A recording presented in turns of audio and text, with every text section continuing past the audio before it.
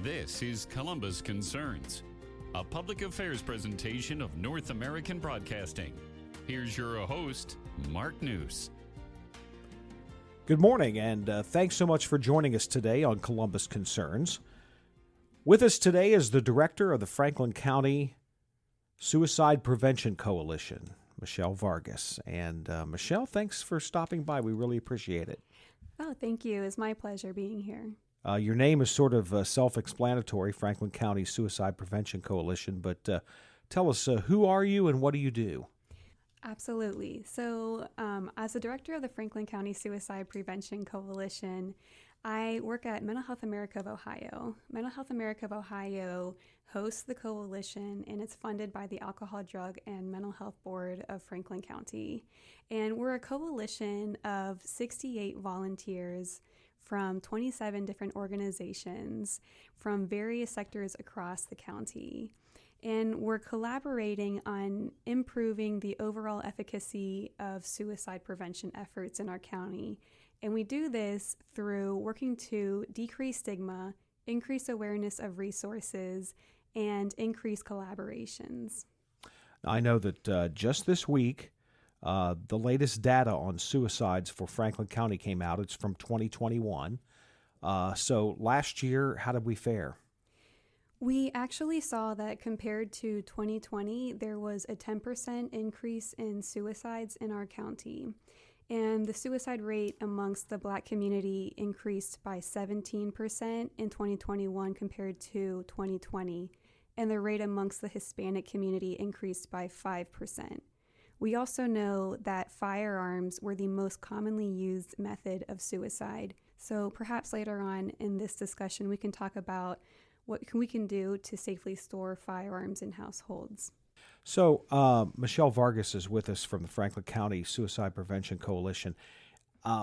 If there's someone out there who is worried about one of their family members or their friends, or frankly themselves, what do they do? What's the first step?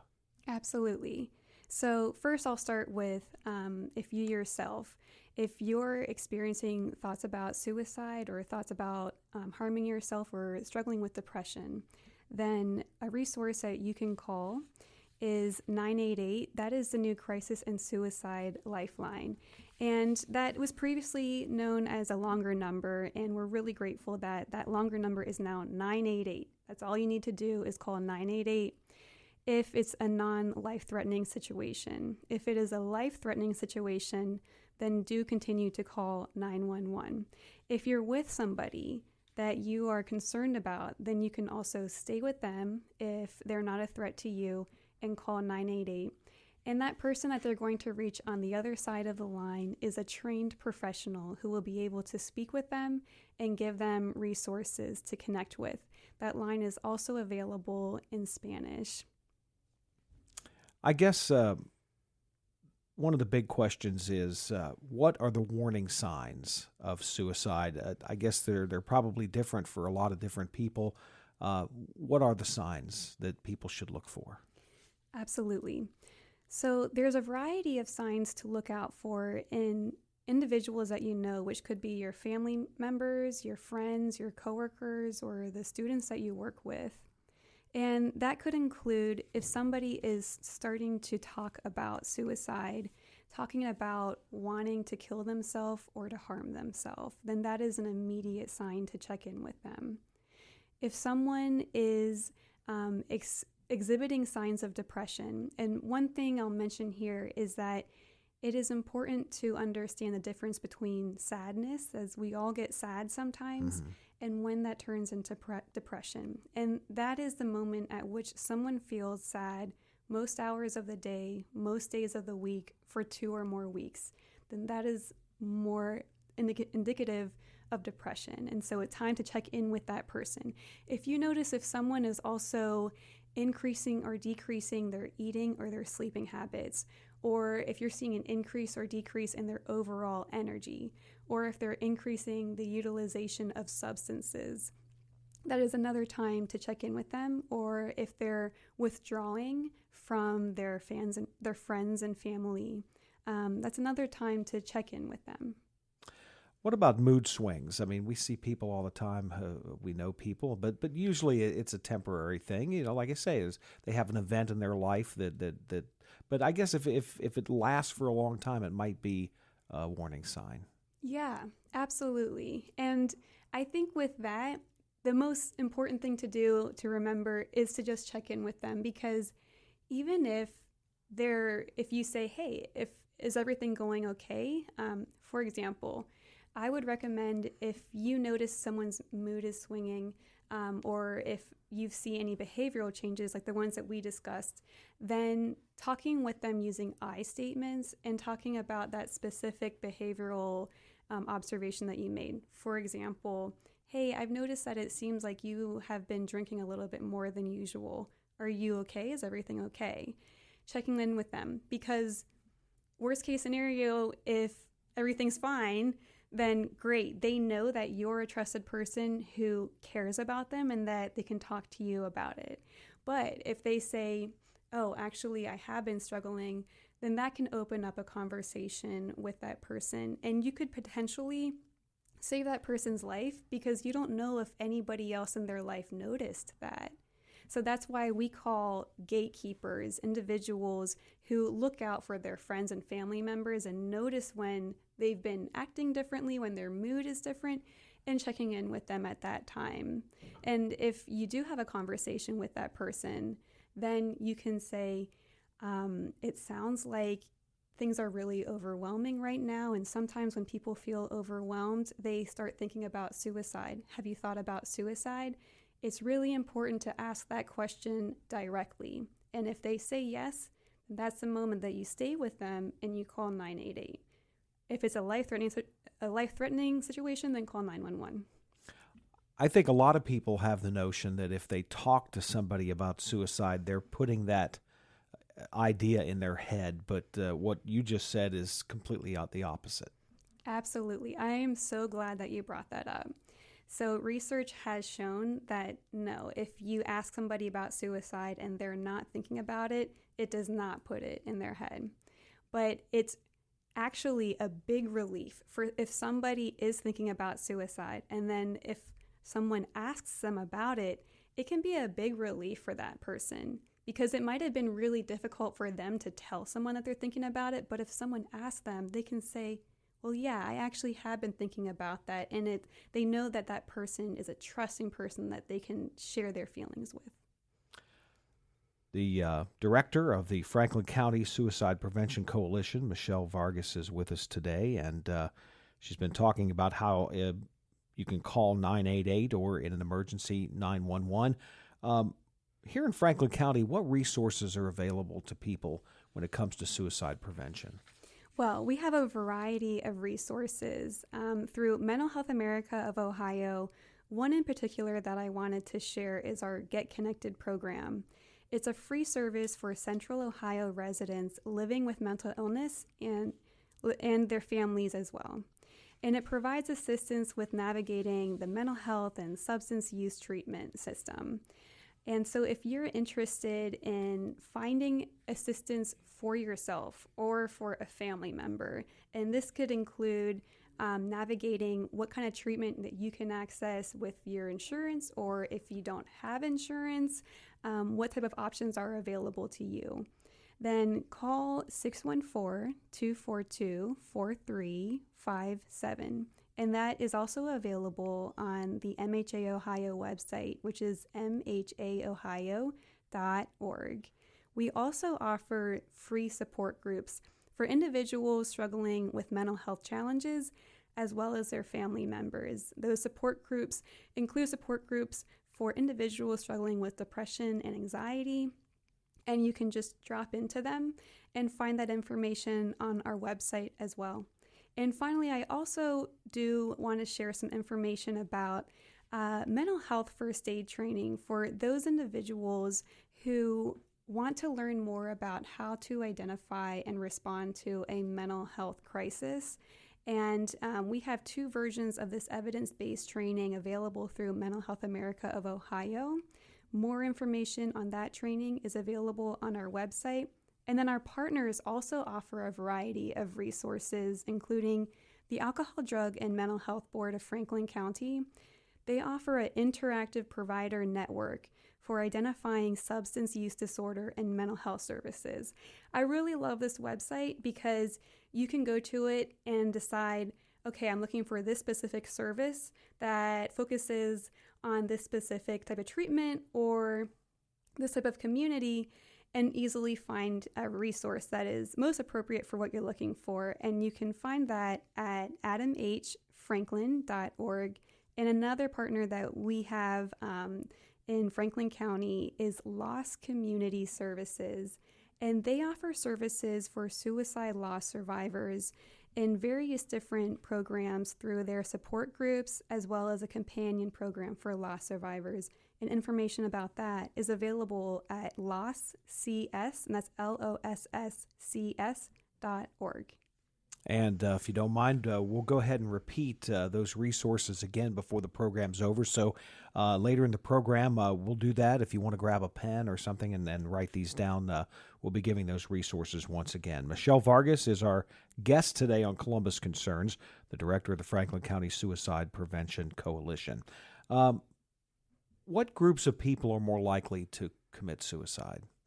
So in Franklin County and across the nation, there are different risk factors associated with different groups.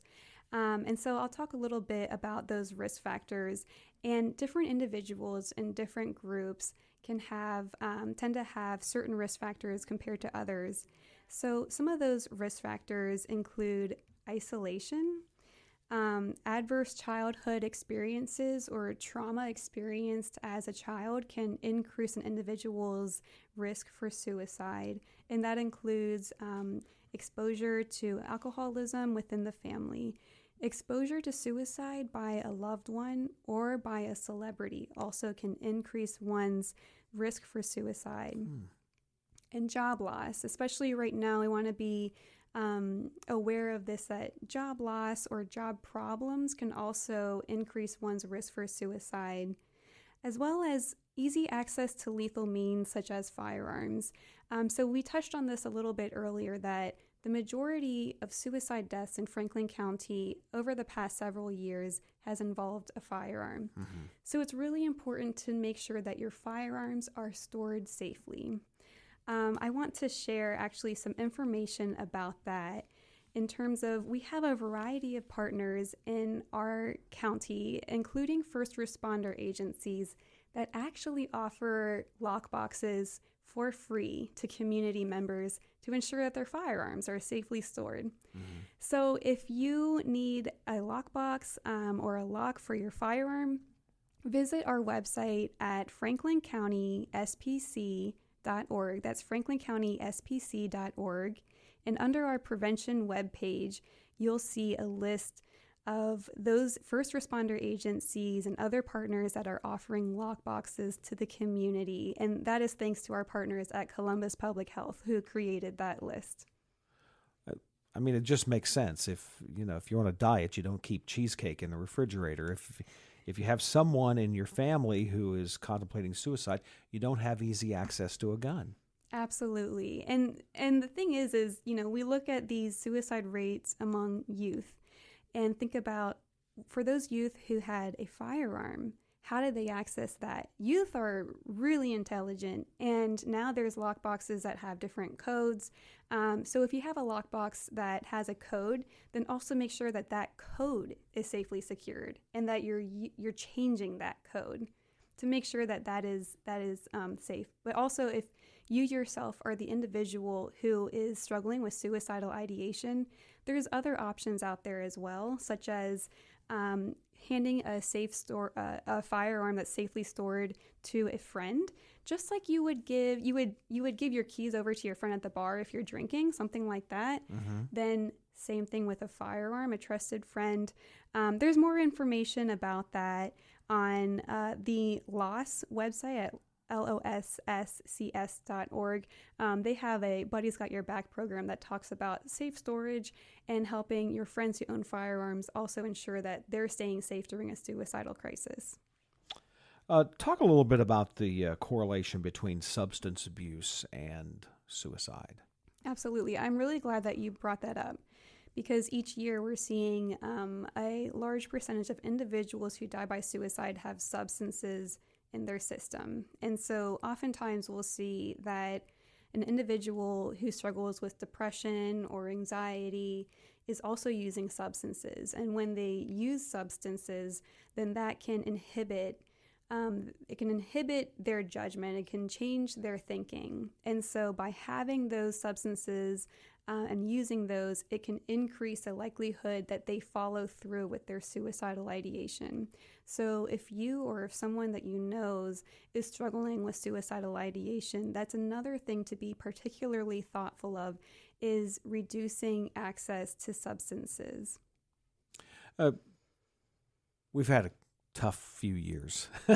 Things have been tough. The pandemic was very difficult on a lot of people, a lot of isolation, a lot of job loss. Now we're dealing with other economic struggles like inflation and things like that, and plus all the upheaval in the country. Things have been pretty rough for a few years. Do you think that's part of the increase that we've seen in suicides? It's a really good question. So around the beginning of the pandemic, we saw that the suicide rate in the state, in the county, and in the nation actually decreased. And so there was a lot of discussion about why is it decreasing right now. And some of the thought behind that was that there were a variety of increased protective factors going on at the same time, which included increased conversations about mental health. We saw all these campaigns pop up at the state level, at the national level, about mental health resources, and it's okay to not be okay. So the importance of continuing these conversations about mental health going forward is essential. And I've kind of see that has changed a little bit over the past year, that over about a year ago, we were constantly asking each other, how are you doing?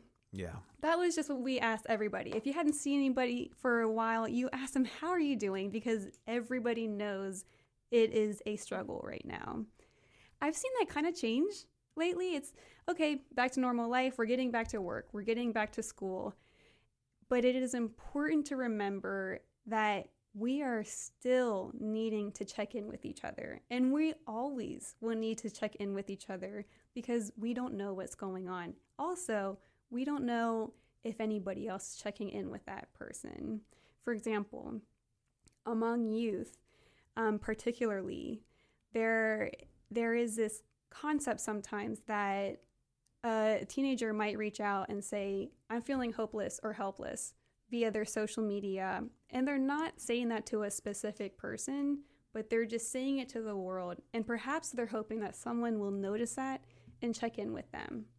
And so one message that we share with the youth and other individuals in the community is to be aware of that. When you're on Twitter, when you're on Facebook, when you see somebody saying, I'm struggling, I don't know how I can go on, I'm feeling trapped, I'm feeling hopeless, then check in with them. Even if you feel like you don't know them well enough. That's what I've heard a lot of youth that I talk to say is, yeah, I have seen that, but I feel like I don't know them well enough. I feel like it might be weird if I reach out to them. Yeah. But the thing is everybody might think the exact same that you're thinking. And it's true in person too. If you think, oh, I've noticed that this person has been acting differently, but I'm sure somebody who knows them better will check in with them. Right.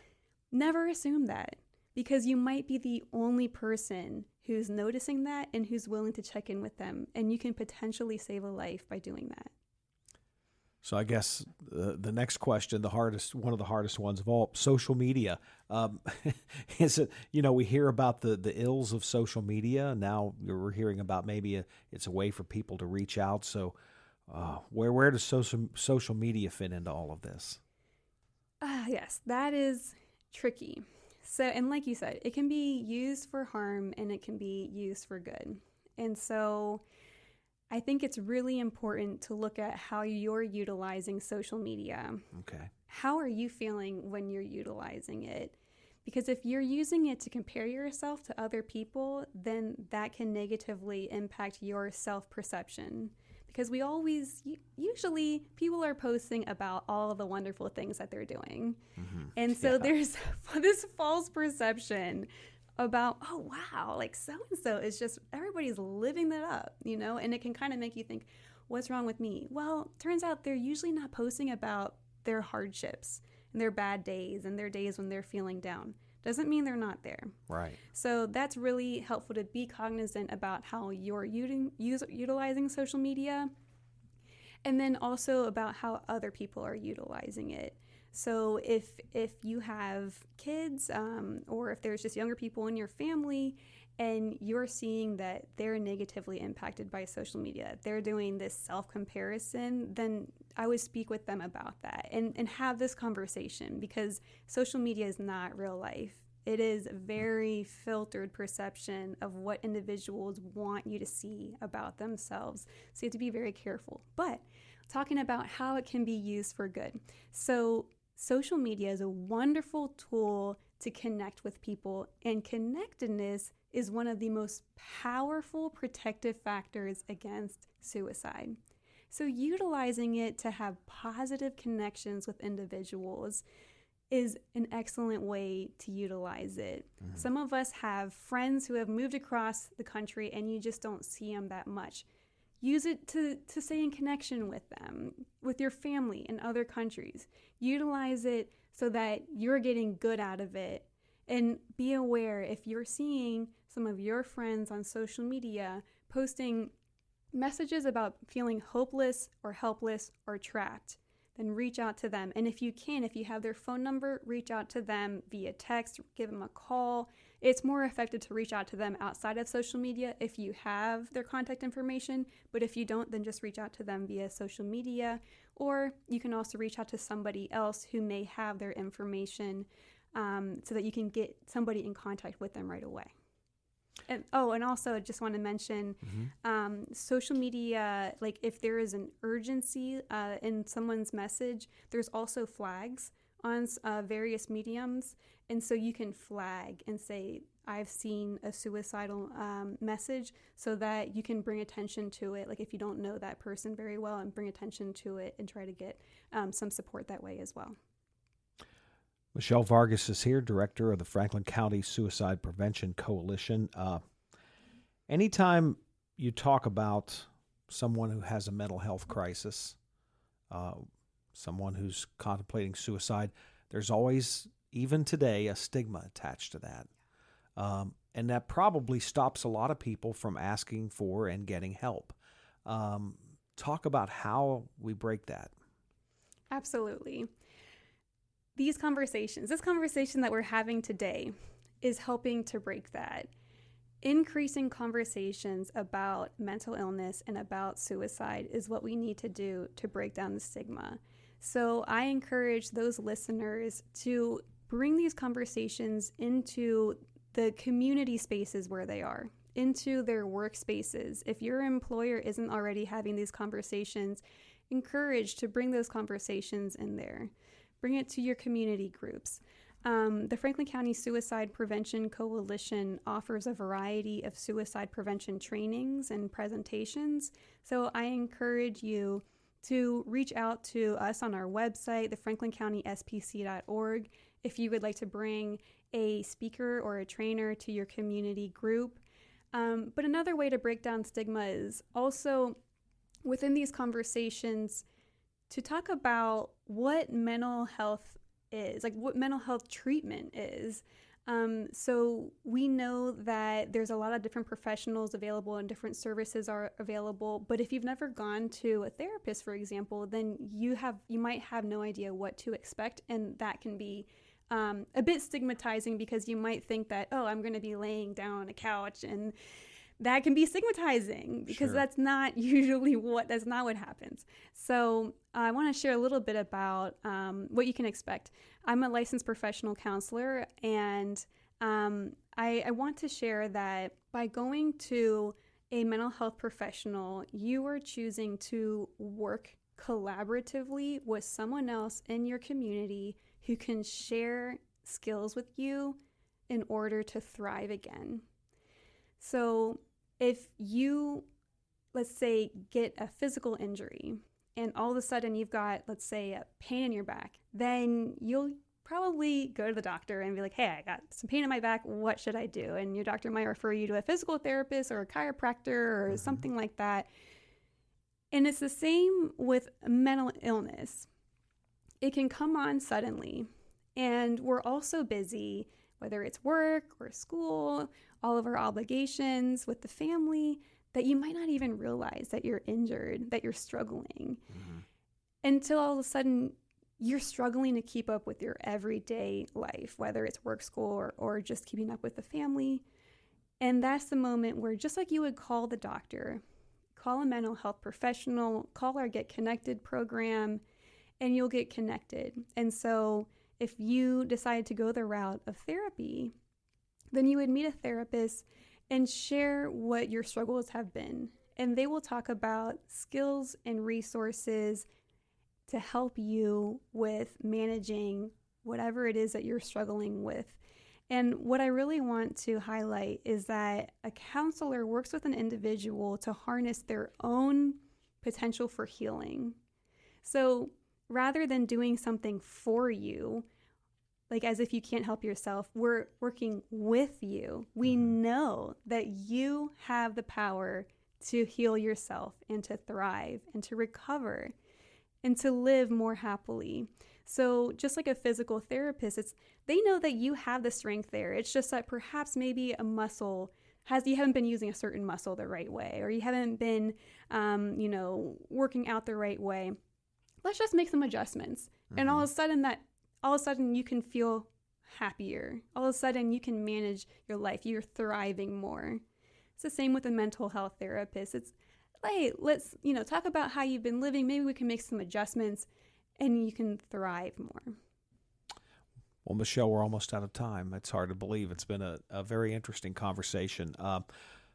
Once again, let's go over the resources and where people can find help. Absolutely. So the Get Connected program, which I mentioned, is a free service for Central Ohio residents living with mental illness and their families. It is at the number 614-242-4357. Again, Get Connected is available at 614-242-4357.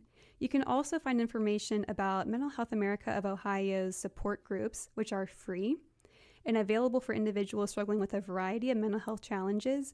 And our information is available at mhaohio.org. That's mhaohio.org. I also mentioned the Interactive Provider Network for finding substance use disorder and mental health treatment services on the Alcohol, Drug, and Mental Health Board of Franklin County's website, which is adamhfranklin.org. That's adamhfranklin.org. And finally, I mentioned Lost Community Services, which offers services for suicide loss survivors, including support groups and a companion program. And their website is losscs.org. That's losscs.org. Michelle Vargas has been our guest today, Director of the Franklin County Suicide Prevention Coalition. Michelle, thanks so much for stopping by today. We really appreciate it. Well, thank you so much. It was my pleasure. Thanks for listening to Columbus Concerns, a public affairs presentation of North American Broadcasting. You can send questions or comments about today's show to Columbus Concerns in care of this station, 1458 Dublin Road, Columbus 43215. Or email us at columbusconcerns@napcomedia.com. The time is now to get yourself screened for colon cancer. The time is now to take control. This disease can be very treatable when caught early, so the sooner you know what's up with your health, the better. The good news is that there are options for getting screened that are easier than you think. Get informed. Hey, we're all busy and we think, I'll make time later. Well, make time now. It just might mean more time with your family down the road. If you're a man or a woman, 45 or older, I'm talking to you. Many of us have lost friends, young friends, to colon cancer. Don't make the mistake of waiting until you have symptoms or think that you have no risk because it doesn't run in your family. Everybody needs to be screened. So, Take control. Get screened for colon cancer, 45 or older. Learn how at standuptocancer.org/colon cancer.